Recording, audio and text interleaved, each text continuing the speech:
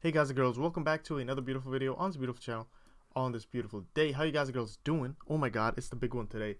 We're actually gonna be getting a little triangle out on the screen, a beautiful triangle, which will look 2D, but it's in fact fully capable of going 3D once we fix our transformation matrices. So just to get started quickly, I uncommented this code here. Just go ahead and copy this. We have vertex vertices, and then it's just an array of a bunch of floats. Now we ordered it because we made a structure called vertex in our libs.h, and each vertex, each point in space, this is our point, it will keep its own position, a color to itself, and a texture coordinate, which we'll talk about later. This is basically used to plaster or tell the shaders where the pixel from the texture should attach to the pixel on the object. So it kind of maps these textures from the texture to the pixels from texture to the object, basically. We'll get to that later and see how that works, but still, that's a vertex. All right, so we make an array out of vertices. This might seem complicated, but everything that's going to go to the graphics card and then to the shaders from there is going to be in a big fat array of floats, so it won't have this order. This is to make it easy for us. We could have a bunch of floats here, float x, y, 1, 2, 3, 4, 5, 6, whatever, and just send it in. But this makes it easy for us to determine what is the position, how many floats are the position, how many floats is the color, and how many floats are the texture coordinates. Don't forget the comma, to not have a comma at the last one here, at the last texture coordinate, because we have 3 points. We have 3 vertices, and each vertex has a position, color, and a texture coordinate. And we don't want a comma at the end here, and we want a semicolon at this bracket here. So just go ahead and copy this code. Copy this number of vertices. How many vertices we have? We have 1, 2, 3. And to find that, basically dynamically, you can take the whole size of this and size of a vertex. So that's gonna give us 3. And there are some issues when you send a array like this into a function and you receive it as a pointer. Then this won't work. This won't work because size of will then take the size of the pointer and not the actual array. So remember that. You might get some errors from that. Same thing with this array here. We're gonna start off with using this. This is for a little more advanced stuff. We'll go through this as well today. But indices are basically just integers telling us how many of these we want to use, and these are the number of indices. So let me just tell you quickly before we start off how that works, so you have an idea. So if you have your paint, you have imagine if we had a triangle looking like this, all right, and we had a triangle. Imagine it being exactly where I'm just going to draw it a little further away for our own sake, but imagine it being right on top. This point here is this on this point here.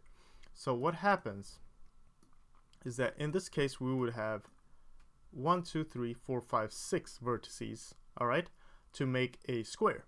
This square would look like this on our screen, all right, and there would actually be a little triangle here, but we wouldn't see it. That's how we make a square. But we have 6 vertices, right, because these two are overlapping. We don't need these to be duplicates actually, because this is 1, 2, 3, 4, 5, 6. All we need is 4 vertices to create a rectangle or a square or whatever. So what we do is we use indices, and using indices we can tell it, well, we have so many vertices. We send in the indices array as well, telling it which of these points to use and how to not, use duplicates. So in our case, if we had 6, we could just have 4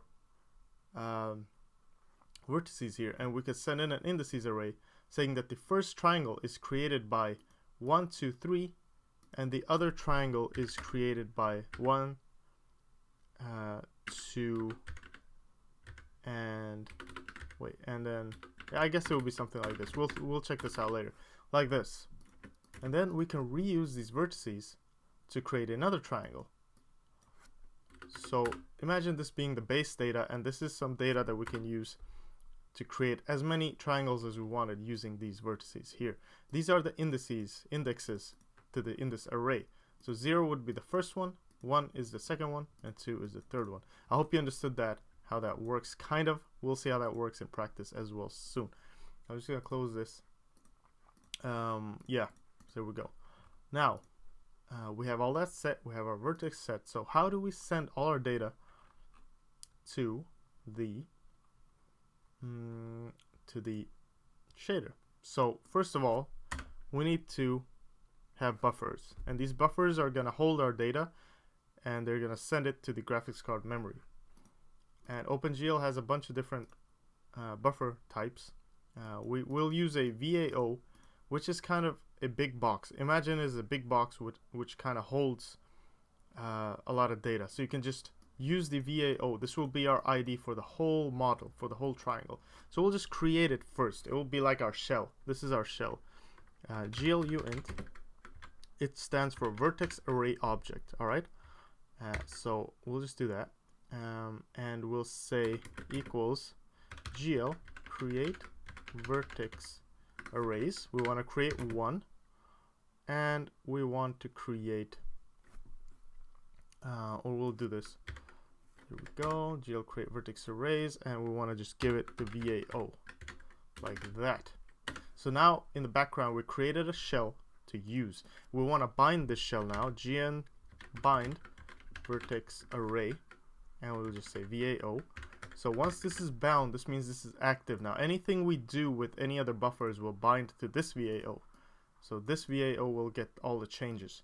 We'll put everything we put will be in the active box. All right. So we have a bunch of stuff. Imagine this being, we put our box in front of us, the one we want to use, and then we'll store stuff into it. So let's just do this. This is actually what happened here. All right. Then we're gonna generate a vertex buffer. So the vertex buffer is gonna send the vertex data to the graphics card, and the element buffer object, the EBO, will send the index data. All right. So the vertex buffer object and the element buffer object. So let's just get started here. Let's see. Let's just get started right now. Okay, so let's do this. GLUint VBO. Whoops. The vertex buffer object. We're gonna do GL gen array gen buffers. We want to generate some buffers. We want to create some space in OpenGL and then add the data there. So we're gonna generate one buffer, and we want to generate a VBO. This VBO that we created, and it's just our ID to the buffer. Then we're just gonna do this GL bind buffer. Now there are different attach points, so you can make a buffer, and the only thing that will differ is the name right now. So we want to actually make sure that the VBO is bound or put in a specific place in this box. All right, there are different attach points in this box. Imagine it like that. Different types of buffers you can have. So this VBO, we want to just bind it at a certain point in this box. A certain type of data we'll have in here, and that data is a GL array buffer. All right, and then we're gonna do VBO.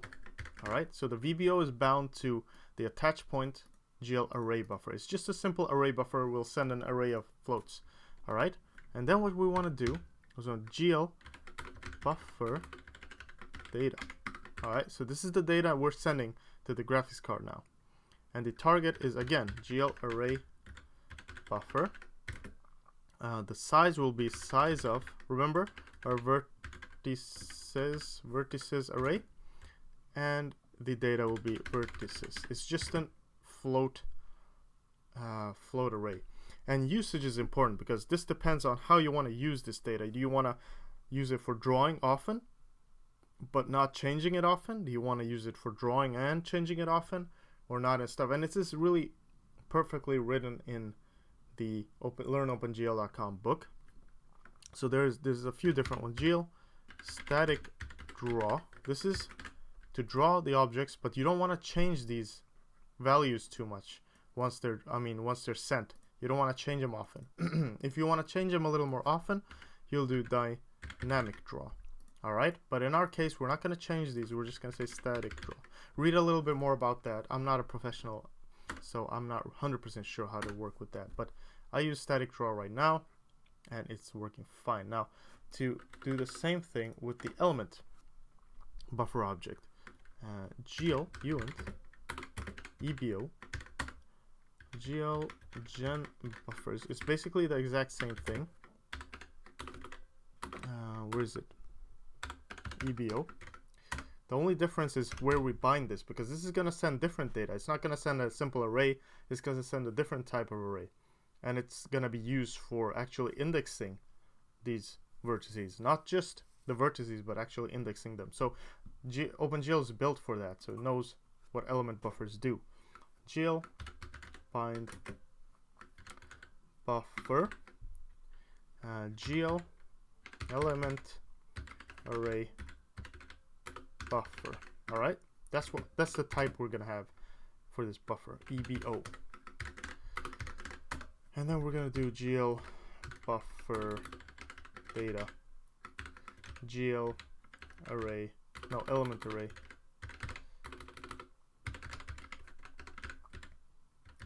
buffer, the size of oh my god, I suck right now.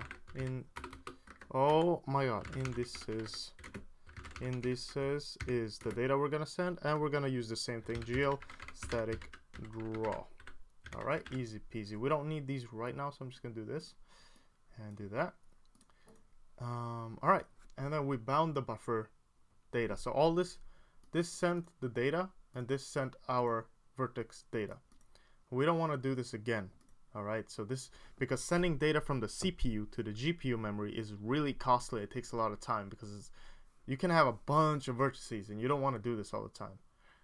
Thousands and whatever vertices and indices. So you want to do this once, so all the object and model data is on the GPU side memory. So once we've done that, we want to enable, now this is really important, the vertex attribute pointers. Now this is what I talked about here. This is gonna link. Imagine our floats just being like this, like just imagine that, just like this in memory right now. Like imagine this being 1.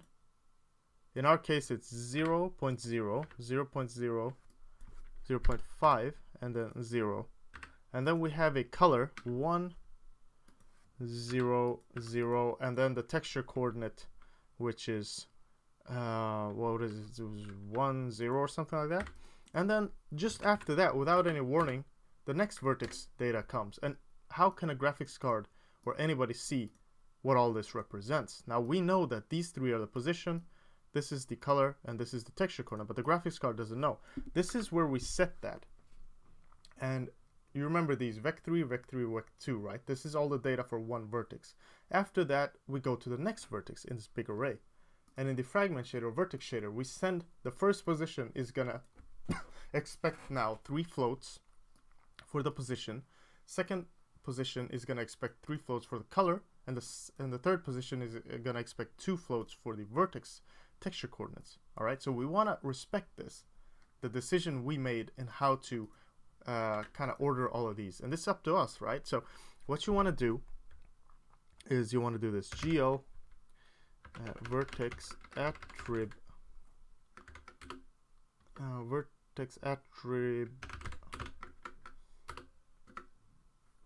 let me see, attrib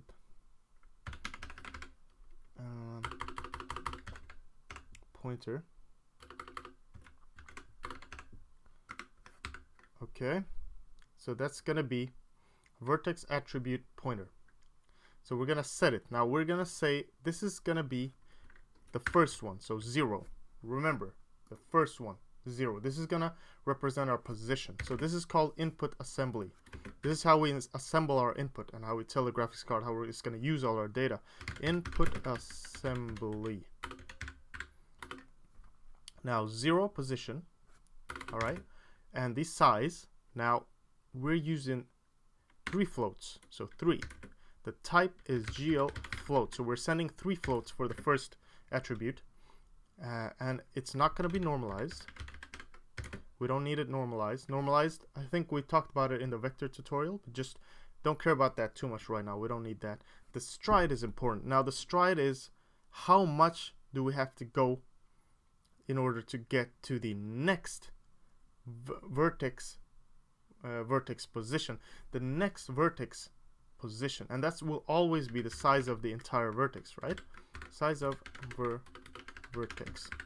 All right, because like I showed you in this big array of stuff, that after a certain point we'll start on the next vertex. Now what is the size of that whole vertex in order to get to the next vertex position attribute? That will be the whole size of the vertex. So you'll get back here. Now that is the stride. Now the actual pointer here will be to the data. So what you want to do is something weird. GL void pointer. All right, and you will say offset of vertex and then position. So this is saying how much is there to the next what do you call it? The next attribute. How much memory is there to the next attribute? So that would be the offset of vertex and position. That's what I use, and it will get the size of the position and it will kind of move us to the next attribute. That's important to know. And what you want to do is GL enable vertex array, enable array attribute. I think it is. No, it's attribute array. I always forget that. Array. Array, and then 0. Remember, 0, 0. Now there's a thing you can do here if you have your program available to, which we do, our core program. We could do this because we here stated that the location is 0. It's really important. If we didn't have this, we could do something like this. GLUint attrib location. We can get the location because it doesn't have to be ordered like this. OpenGL can kind of randomly assign these if we don't give it a certain location like this. To get the location, we'll do this: get attrib location. I will give it the program we want to get the location from, and we'll give it the name. So in our case, it will be vertex position. All right, and we'll get that position, and then we can write that here instead: attrib lock. And then we want to enable attrib location. In our case, that would be 0 because we stated it here. But in other cases, you can use it like this. You can just put this directly in here as well, but that's a little cumbersome sometimes. So that's cool, but we'll keep it with 0 and 0. Now I'm going to copy this. This is the next attribute. So I'm just going to say this is position. This is for color. Color is also, but it's at index 1. All right, index 1.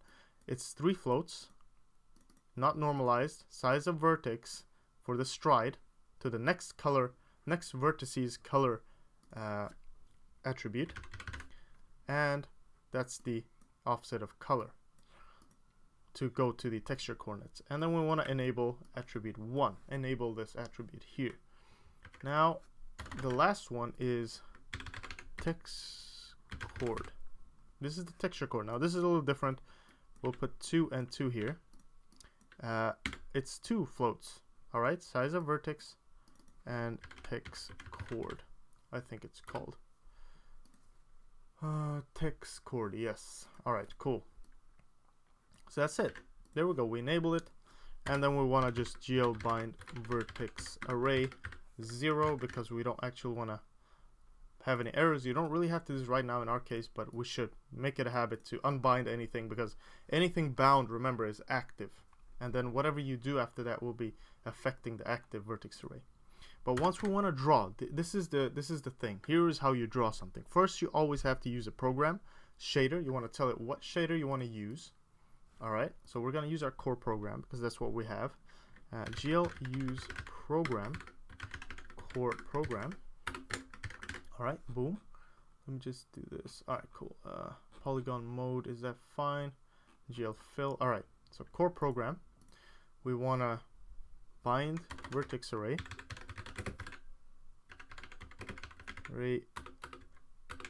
object, so our big box of stuff, right, which contains kind of links to all our other objects data in the graphics card memory. It knows where the data for our model triangle is in our buffers and everything like that. So we'll bind it, GL bind vertex array, and we call it the VAO, just like that, VAO. Now to draw, there are two different ways to draw. The first way, the ineffective way in some cases, where you have too many duplicate vertices, is using GL draw arrays. Now this is just a simple basic mode where you just draw all the triangles, as many vertices as you have. So GL triangles, what type of primitives do we want to draw? Then we're gonna say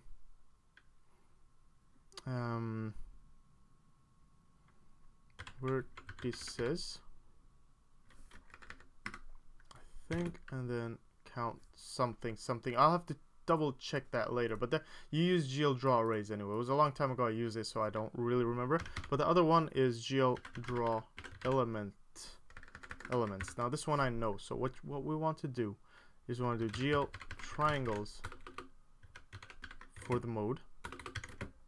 We want to say number of indices. We want to say the type of the index. Now, what type did we give the index? Well, they're unsigned integers. So GL unsigned int, and then we want to give it a 0 here. To what index do we want to start drawing from? Basically 0. We want to start drawing from the beginning. Now, why isn't this working? Triangles. All right, there we go. So hopefully if I run this now, we should get a little triangle. Just like this. Soon. And we have a little triangle in our screen right here. Boom. Now, why is it looking like this? Well, it's because of the interpolation I talked about. This is the green vertex, the red vertex, and the blue vertex. But the fragment shader has so many more pixels in between here. It takes that red data, the blue data, and the green data, and it mixes everything in between. And it gives us this beautiful triangle. All right, just like that.